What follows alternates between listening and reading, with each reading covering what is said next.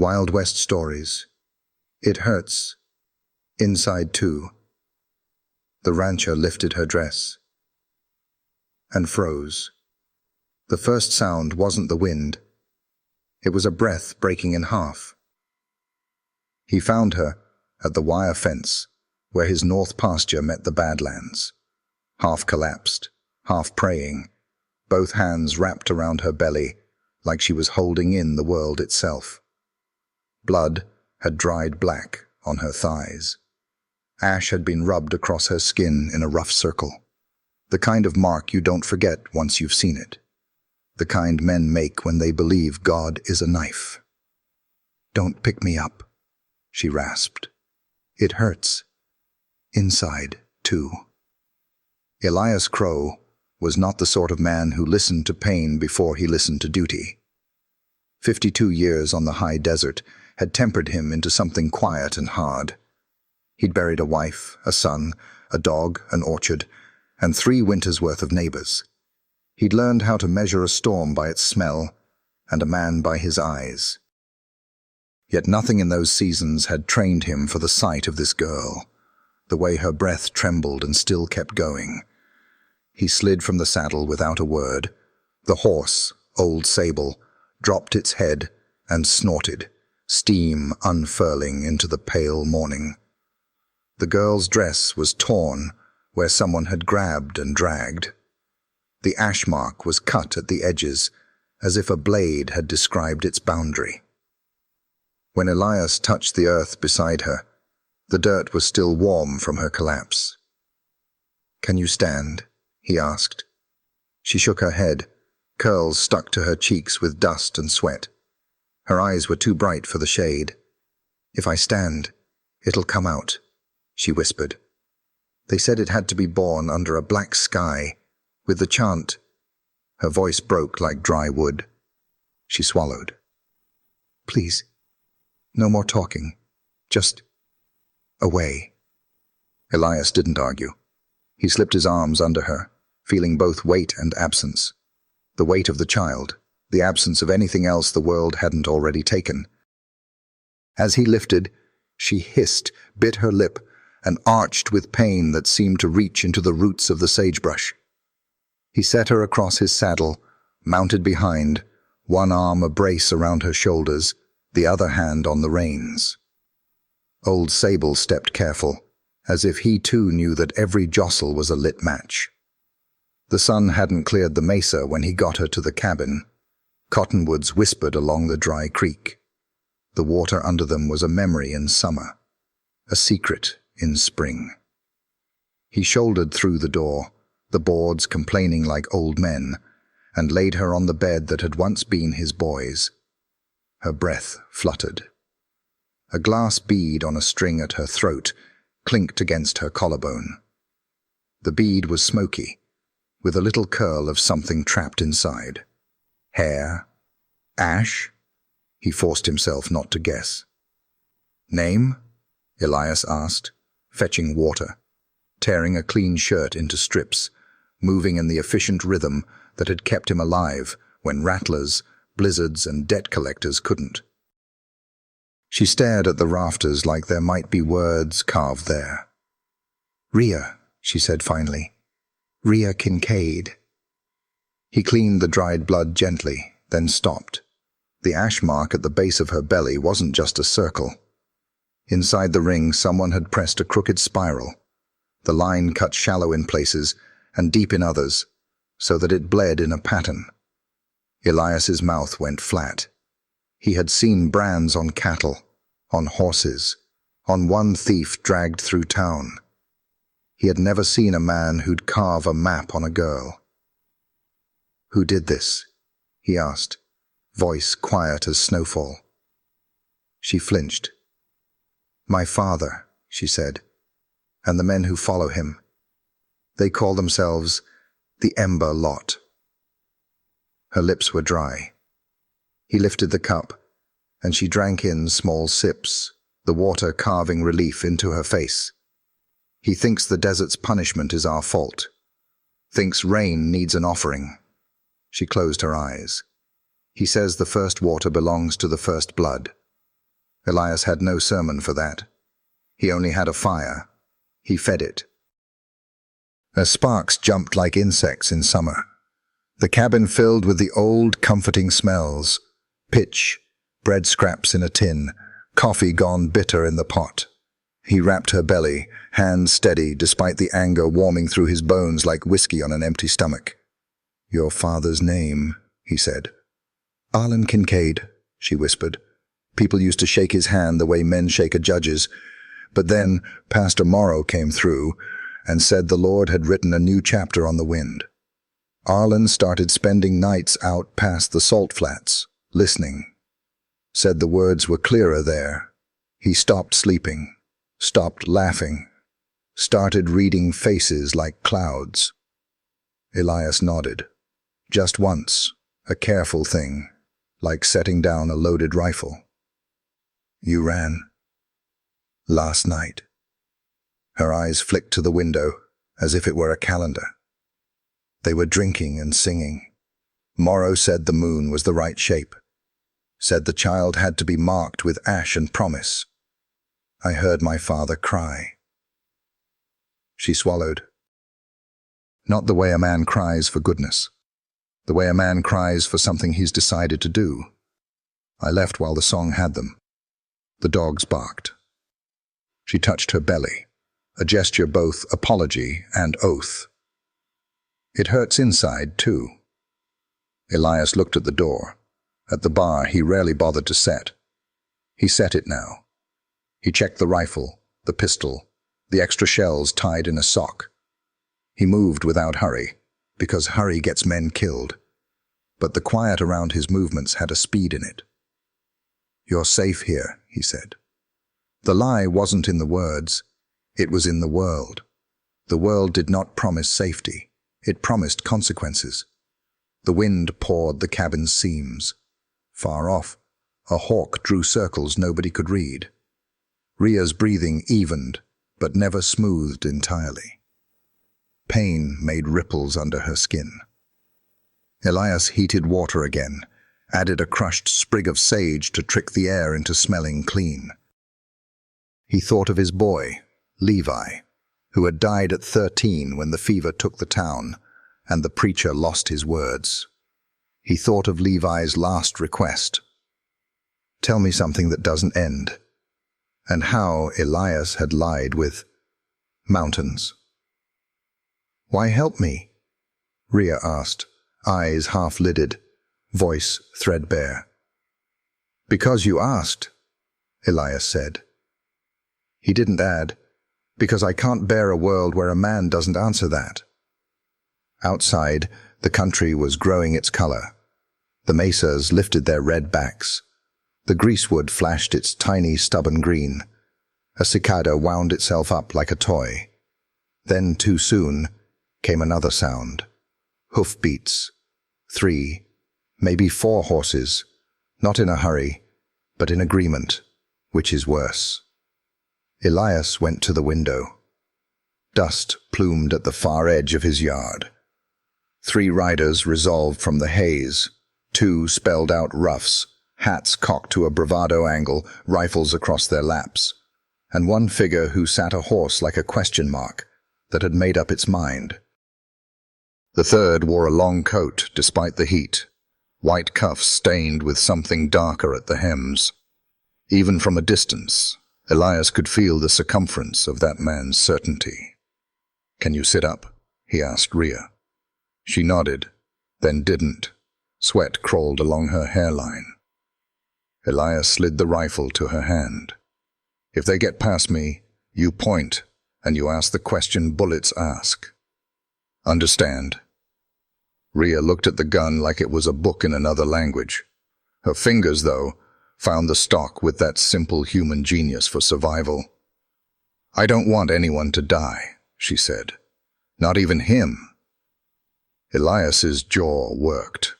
Wanting and getting aren't neighbors in this county. He stepped onto the porch. Heat jumped off the yard. The riders drew up 10 paces short of the steps. The man in the coat removed his hat, with an old habit of manners that turned sour in his hand. "Mornin'." the man said. His voice was oil that had forgotten it came from stone. We're looking for a runaway belonging to the ember lot of Stone Cross. She's marked for a holy purpose. He smiled in a way that insisted on being called gentle. You'd be surprised how often the righteous wander when their hour comes. Elias didn't answer right away. He let the silence grow legs. You Pastor Morrow? He asked finally. The man's smile deepened, which is something only certain smiles can do without help. Elijah Morrow, yes, sir. Pastor by calling, custodian by necessity. The girl carries more than herself. We aim to take her home. She's in pain, Elias said. Birth is pain, Morrow replied. So is making the world new. Behind him, one of the roughs hawked a spit and then didn't spit, remembering too late that he was fancying himself part of a church. The other watched Elias's hands. They were smart enough to be dangerous. Elias considered angles, distances, where the porch shadow ended. He thought of the glass bead on Rhea's throat and the way it clicked when she breathed hard. This is my land, he said, and that cabin is my house. Whoever's inside it is under my word. My word says nobody gets taken from it.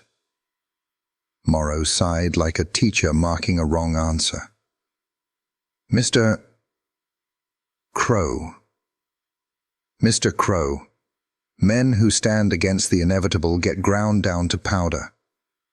I have learned this out past the salt, where the Lord speaks with no interruptions. There's no shame in stepping aside when the river's made up its mind. I don't step aside for floods, Elias said. I build higher ground.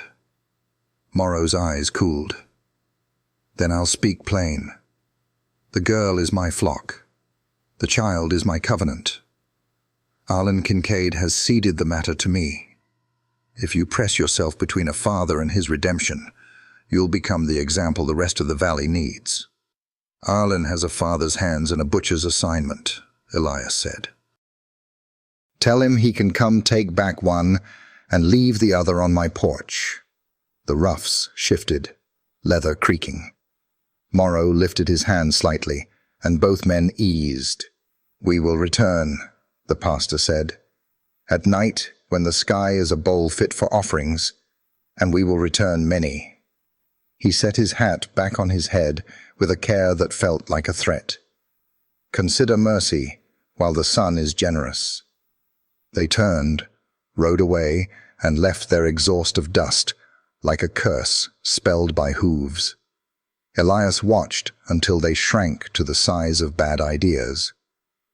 When he went back inside, Rhea had managed to sit, the rifle awkward in her lap, eyes shining wet and furious. Was that him? She asked.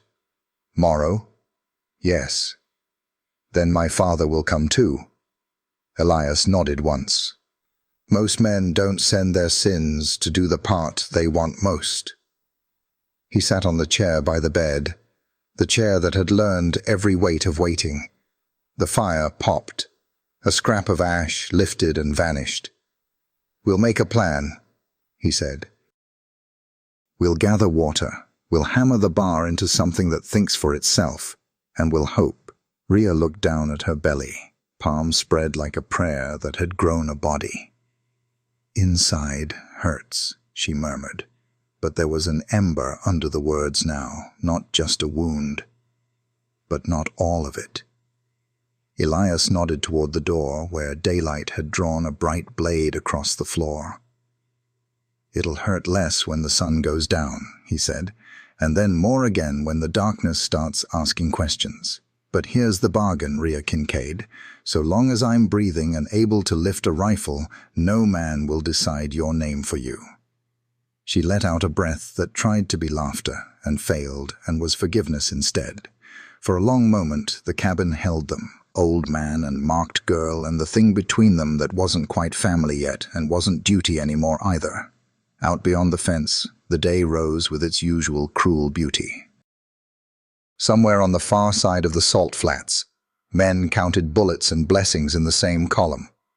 Watch till the end to uncover a shocking truth about who made the ash mark and why it isn't what it seems, and to witness a hard-won lesson on what a father is and isn't when the night rides in with torches. And the clock began to tick. Night fell fast, like a blanket dragged across the sky. The West did not know gentle nights. It stripped away the gold of sunset and left only wolves howling, owls calling, and a silence pulled taut as a bowstring. Inside the cabin, the fire had burned low, leaving only coals glowing faintly on the timber walls. Rhea sat propped up, her weary eyes fixed on the embers as though they might hold some answer.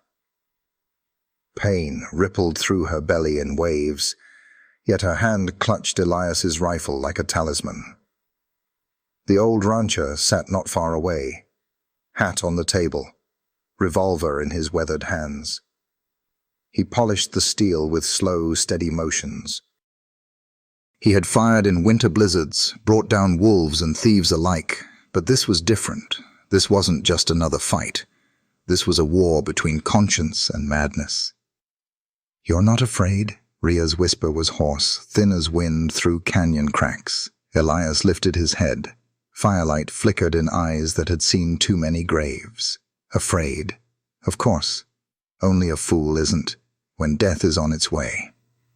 But I've learned something. Courage ain't the absence of fear. It's the grit to look fear straight in the face and still cock the hammer. Rhea lowered her gaze, lips trembling with words unsaid. Beyond the walls, hoofbeats echoed faintly, ghost-like, somewhere out in the dark. Elias rose and moved to the window. The moon was only a thin sickle, its light spilling weakly across the dry earth. He knew they would come back, more men, bolder men, and with them, Arlen Kincaid, the girl's own father.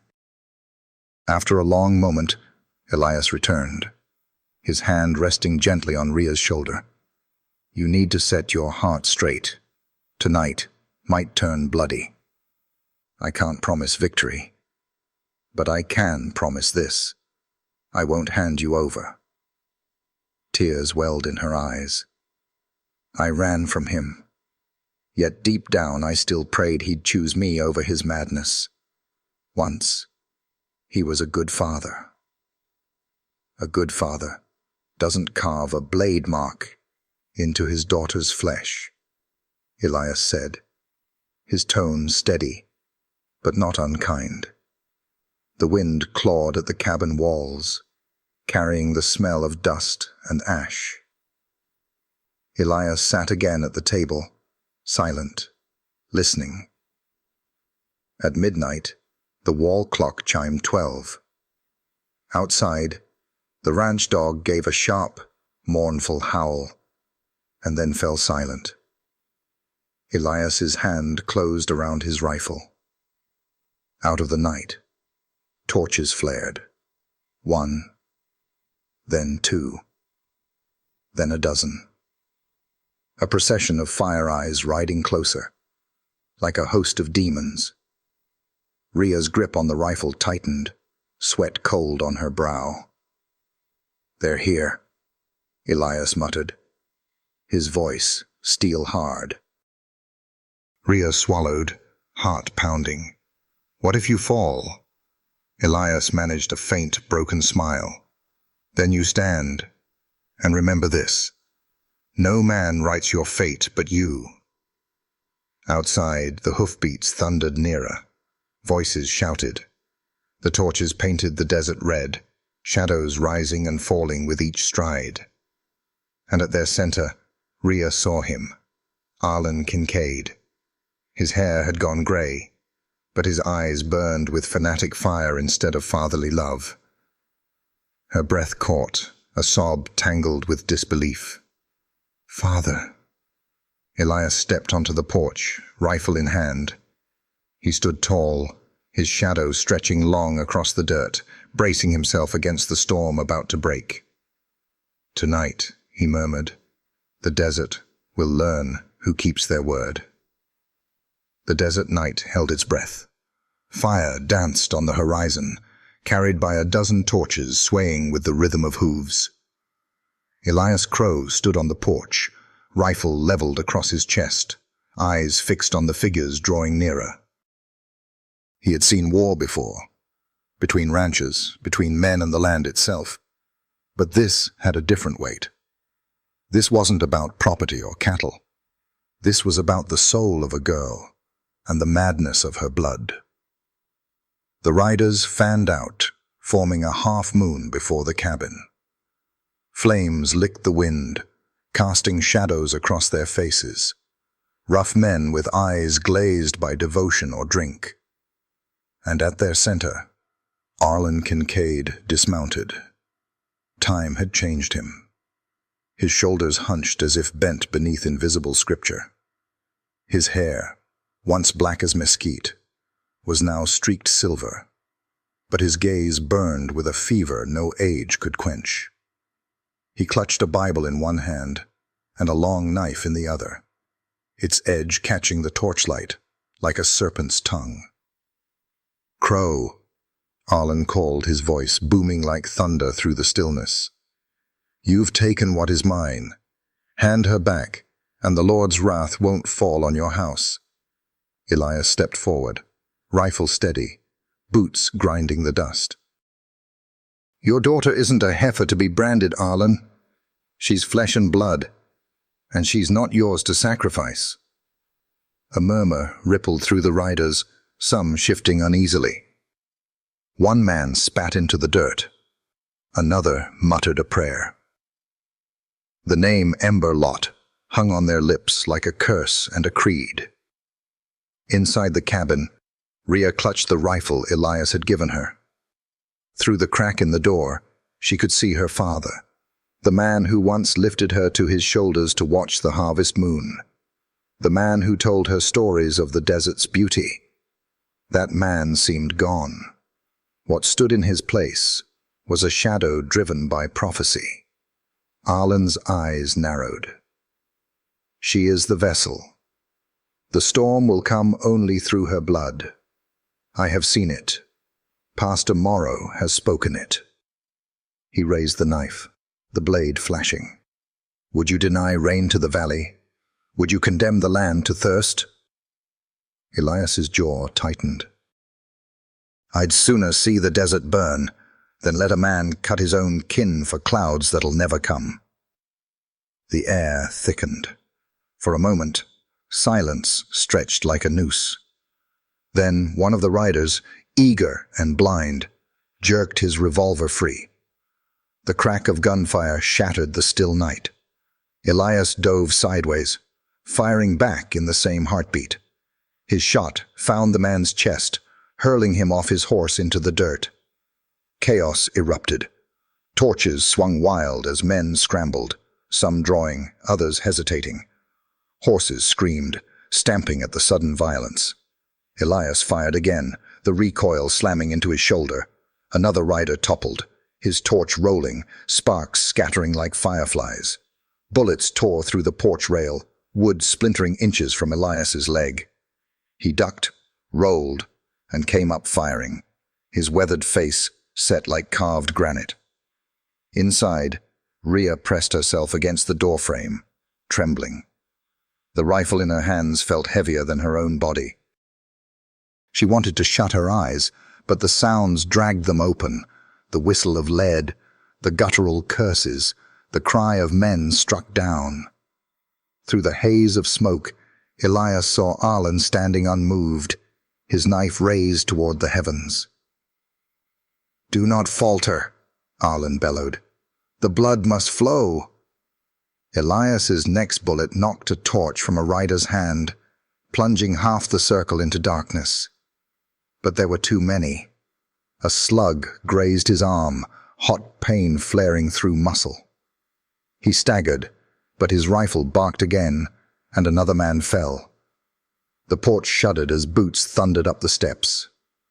Elias swung the butt of his rifle into the first attacker's jaw, bone cracking loud in the night.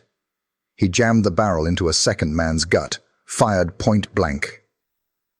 The blast lit the cabin's doorway in orange, Ria's terrified face framed in the glow. Arlen moved closer, voice rising in a chant, guttural and strange. He carved symbols into the air with his knife, his words blending with the roar of flames. And the men around him echoed the rhythm, their fear melting into fanatic zeal. "Ria!" Elias shouted, backing toward the door. "Bar it!" But Ria froze, eyes locked on her father. "Papa," she whispered. Arlen's gaze snapped to hers, and for a heartbeat the fire in him wavered. "Daughter," he said, his voice breaking with both madness and memory. "Come. Your pain will bring life. The Lord has chosen you." Tears blurred her sight. She wanted to believe the man she loved still lived inside that broken shell. But then her eyes fell on the knife, and the ash mark carved into her own skin burned with phantom pain. "No," she whispered, louder this time. "I'm not yours anymore." Elias fired a warning shot into the air, the sound splitting the moment. Smoke rolled, men shouted, and the tide surged again. The cabin walls shook as bullets tore into the boards. Elias grabbed Ria, shoving her toward the back room. "Stay low. Keep the rifle ready. If they break through, shoot straight." She nodded, tears streaking her face, and vanished into the shadows. Alone now, Elias squared his shoulders against the night. His revolver was nearly empty, his rifle hot in his hands, but his stance never wavered. Arlen raised his knife high, torchlight glinting off its edge. "Then die with her, Crow," he snarled, and the desert, ever hungry, opened its mouth for blood.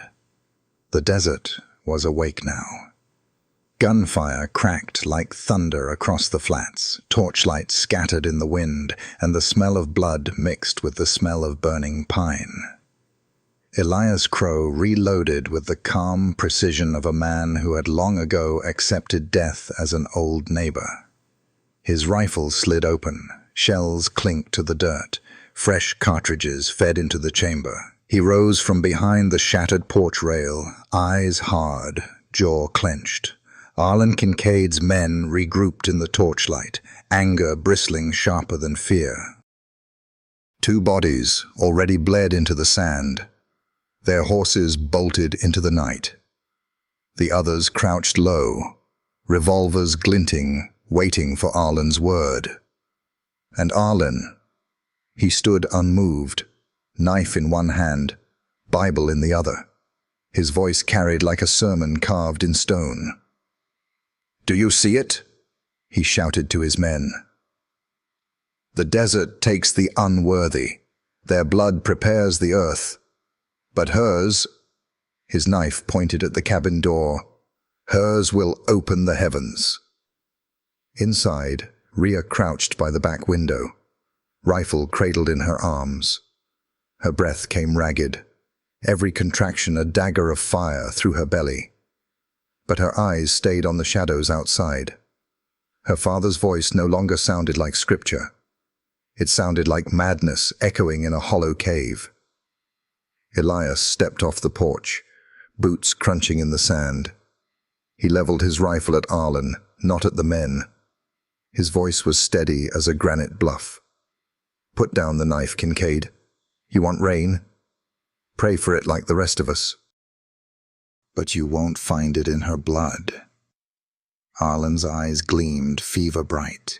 "I raised her to be the vessel. I heard the voice in the wind. It told me sacrifice is the covenant. You think me mad, Crow. You think I gave up laughter and land and friends for nothing. No, the storm will come, and you'll choke on your doubt." "Storms don't come from blood," Elias said. "They come when they're ready. And you," his finger tightened on the trigger, "you're nothing but a butcher, dressing your madness as God." The silence after those words was brittle, as if even the desert listened. Then a shot cracked the night, not Elias's. One of Arlen's men had fired. The bullet grazed Elias's thigh, spinning him half around. Pain burned, but he dropped to one knee and fired back. The shooter toppled, torch flaring as it fell into the sand. Chaos returned. Men shouted, horses screamed. Elias dropped another cartridge into his rifle and rose again, firing with grim efficiency.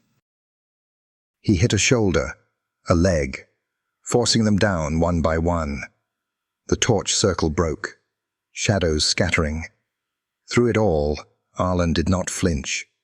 His knife traced circles in the air, his voice chanting words no man born sane could believe. He stepped forward, closer to the cabin. Rhea saw him. Her heart lurched. In the torchlight, her father's face looked older, lined with something crueler than time. His eyes met hers through the crack in the boards. For one heartbeat, they softened. "Rhea," he called, almost gently. "Daughter, step out. Don't let that old fool damn you. This is bigger than us. Bigger than pain. You were chosen." Her tears blurred everything, but her voice came steady. "No, Papa. I was born to live, not to die for your storm." Her finger trembled on the rifle's trigger. For the first time, she thought of pulling it on him. The thought hollowed her chest. Elias staggered forward, blood seeping through his trousers, but his rifle still raised. He closed the distance between himself and Arlen until only 20 paces lay between them. The two men stood in the torchlit dust, locked eyes, one weary but unbroken, the other blazing with fanatic fire. "This ends tonight," Elias said. Arlen's lips peeled into a grim smile. "Yes, tonight the desert chooses." He lunged. The knife flashed downward. Elias fired. The shot tore through the night, echoing across the valley. Arlen staggered, the Bible slipping from his hand, pages scattering in the wind. Blood spread across his chest like ink on parchment. Yet still he came forward, knife raised, stumbling but relentless. Rhea screamed.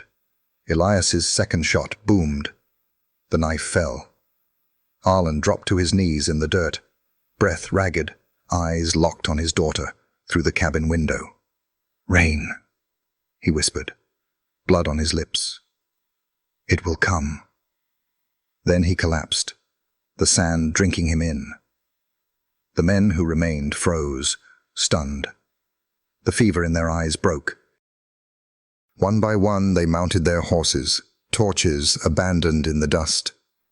Without their shepherd, the flock scattered into the night. The desert grew quiet again. Elias stood swaying, rifle loose in his hands, blood dripping from his leg. He turned toward the cabin. Rhea burst through the door, running to him, her arms wrapping around his shoulders before his knees gave out. Together they sank into the dust.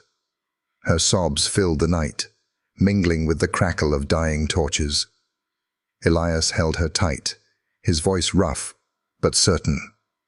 "It's over. You're safe now." But in her belly, another pain surged, a deeper one.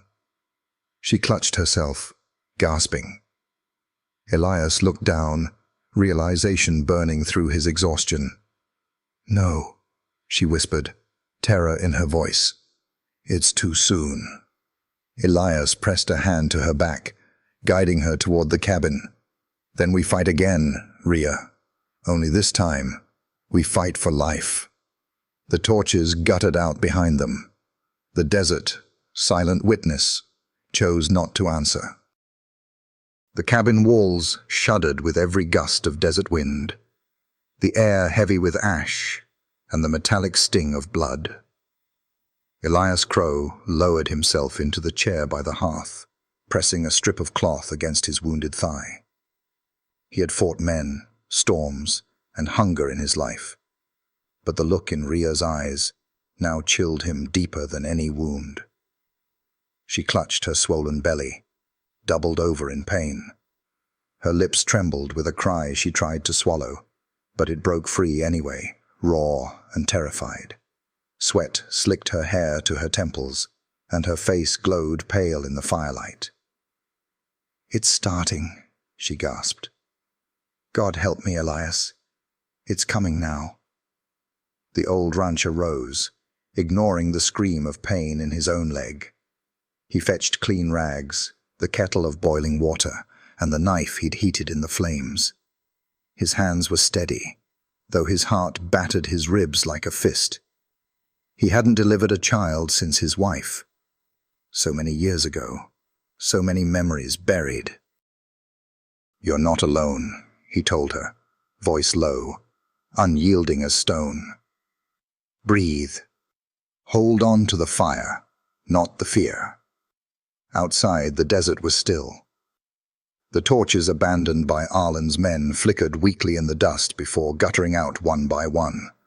The silence felt earned, but it carried no promise. The desert does not keep its bargains. Inside, Rhea screamed again, clutching Elias's arms so tight he felt the bones grind.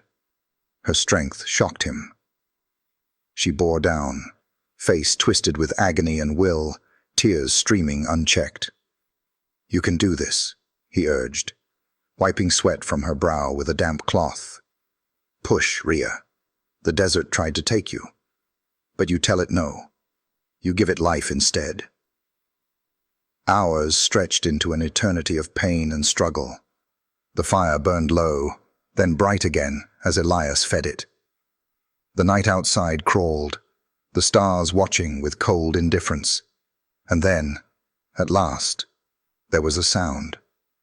A cry, sharp and fragile, splitting the silence like lightning.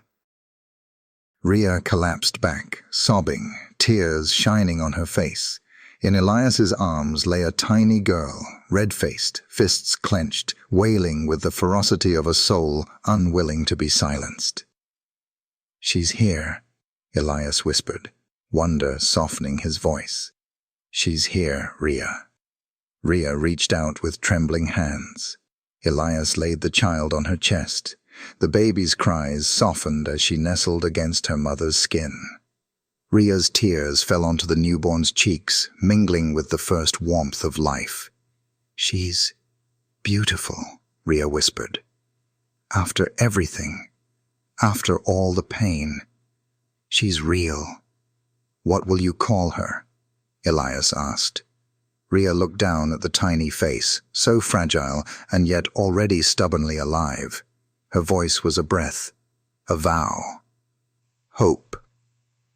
The name settled in the air like a blessing. Elias felt it in his bones, in the very boards of the cabin. After years of silence and ghosts, something new had taken root. But peace never lingers long in the West.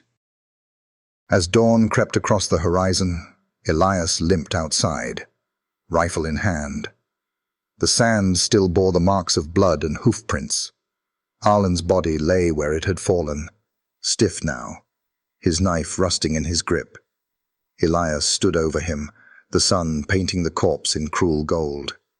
For a moment, he almost pitied the man. Almost. "You traded your daughter for dust," Elias muttered, "and the desert gave you what dust always gives." He turned to head back, but something stirred in the distance. A lone rider, slow and deliberate, picking his way across the flats. Elias raised his rifle, eyes narrowing. The man rode closer, broad-shouldered, black coat, a scar across his cheek.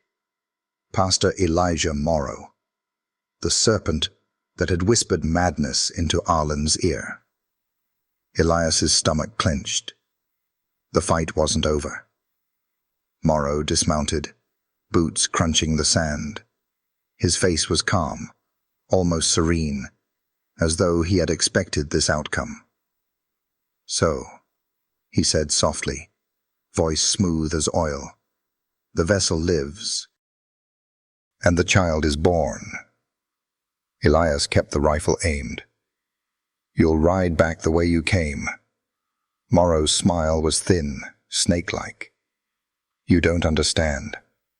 That child is the covenant. She is the storm promised. Her birth means the desert will drink. His eyes glinted with hunger disguised as faith. You can't keep her from me. She belongs to God. No, Elias said, voice sharp as a rifle crack. She belongs to herself, and to the mother who nearly died bringing her here. Morrow tilted his head, studying Elias as though he were merely another obstacle to be swept aside. You've meddled long enough, old man. The girl's father was weak, but I— His hand brushed the hilt of the pistol at his side. I will not fail. Before Elias could answer, the cry of the newborn rang out from the cabin. It pierced the dawn, pure and defiant. Morrow's smile widened, reverent, as though he had heard a hymn. The covenant sings, he whispered. Elias's finger tightened on the trigger. He knew then the desert had not finished with them. The battle had only shifted, and the storm was not yet done. Inside, Rhea cradled her daughter close, unaware of the shadow now walking toward their door. The sun rose blood-red over the desert, its light spilling across the valley like a wound that refused to close. Elias Crow stood at the edge of his porch, rifle steady in his hands, staring down the black-coated figure who had brought madness to these lands.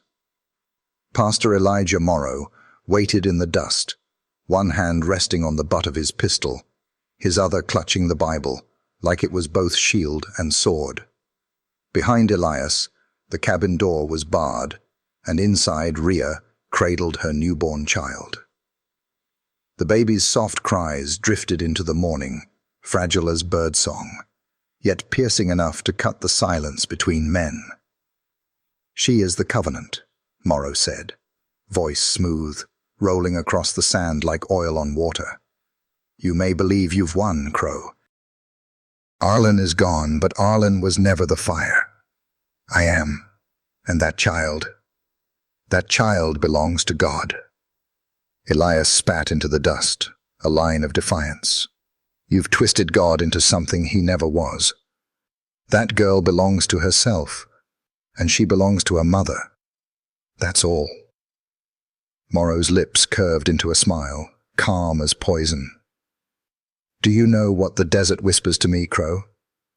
It says blood is the seed, and storms are the harvest. That infant is the first rain. Do not stand in the way of prophecy. Elias shifted his stance, boots anchoring into the earth. Prophecy. I've buried men who believed they were chosen. The desert took them the same as it'll take you. For a long moment, neither man moved. The wind stirred, tugging at Morrow's coat, carrying the scent of sage and blood. Then, with a suddenness born of long practice, Morrow drew. The world slowed. Elias felt his body move before thought, rifle rising, finger squeezing the trigger. 2 shots cracked almost as one. Smoke drifted, and silence fell heavier than stone. Elias staggered back, the rifle hot in his grip. A line of fire seared across his ribs where Morrow's bullet had grazed him. But Morrow himself dropped to one knee, hand pressed against his chest, blood spreading across the black of his coat. Still, he did not fall. He rose, swaying, eyes alight with fanatic fire. You can wound me, Crow, he rasped, but you cannot kill the word of God. Elias chambered another round. Then maybe God will forgive me for trying. They clashed again, trading bullets and breath. Elias rolled behind the porch post, splinters exploding around him as Morrow's pistol barked. His own shots answered, each one carving echoes through the valley. Inside the cabin, Rhea pressed her daughter close, whispering prayers through her tears. Every shot made the walls tremble. Every silence felt like the last. She kissed her child's brow, and whispered the name again. Hope, like a shield against the darkness. Outside, the duel dragged on. Elias's thigh screamed with pain, his breath ragged, but his aim held true. Morrow stumbled, a second bullet catching him in the shoulder. He fell, dropped his pistol, yet still clutched the Bible in his bloody hand. He lifted his head, eyes burning. "You may kill me," he gasped, "but others will come. They have heard the word. They wait for the storm." Elias stepped forward, rifle leveled. "Then I'll meet them too." For the first time, Morrow's smile faltered. He opened his mouth, as if to unleash another sermon, but the desert stole the words from him. His body swayed, then collapsed into the sand, the Bible falling open across his chest. Blood seeped into its pages, blurring the ink until the words ran together like lies dissolving in water. Elias stood over him, chest heaving, sweat and blood staining his shirt. For a long time, he didn't move. Only when the wind finally lifted the pages of that Bible, scattering them into the sky like ash, did he lower his rifle. The storm was over. He turned back to the cabin, every step dragging, until he reached the door. Inside, Rhea looked up, her eyes wild with fear until she saw him still standing. Relief flooded her face. She held the baby out to him, the child's tiny fingers reaching blindly. Elias dropped to his knees beside the bed, his rifle clattering to the floorboards. He let the child grip his finger, her skin warm and impossibly small against his calloused hand. Something broke open inside him then, something he thought had long ago been buried with his boy. "Hope," he whispered, voice thick. "That's her name?" Rhea nodded, tears glistening. "Hope, because after everything, she's what's left." Elias sat back against the wall, exhaustion pulling at him, but a rare, quiet peace threading through the pain. Outside, the desert sky was changing. Clouds gathered on the horizon, thin at first, then thickening. A rumble rolled faintly, like the earth clearing its throat. Rhea gasped, staring through the window. "Rain," she whispered. Elias followed her gaze. Drops began to fall, slow and scattered, darkening the dust, then more, until the scent of wet earth filled the air.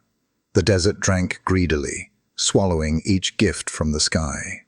For a moment, Elias thought of Arlen, of his dying words, and wondered if madness and prophecy had blurred somewhere he couldn't see. But then he looked at Rhea, at the child pressed to her chest, and he knew the truth. The rain wasn't born of blood, it was born of survival, born of the will to live when the desert wanted you gone. He leaned his head back, letting the rain tap against his face through the open window. "Your father wanted to give the desert your life," he told Rhea quietly, "but you gave it something better. You gave it defiance." She smiled faintly through her tears, stroking her daughter's cheek. "Maybe that's all hope is. Defiance that refuses to die." Elias closed his eyes, letting the sound of rain mingle with the baby's soft breathing. The ghosts in his heart stirred, then settled. For the first time in years, he didn't feel alone. The desert had taken much, but this morning, under a blood-red sunrise turned silver by rain, it had given something back, and for Elias Crow, that was enough.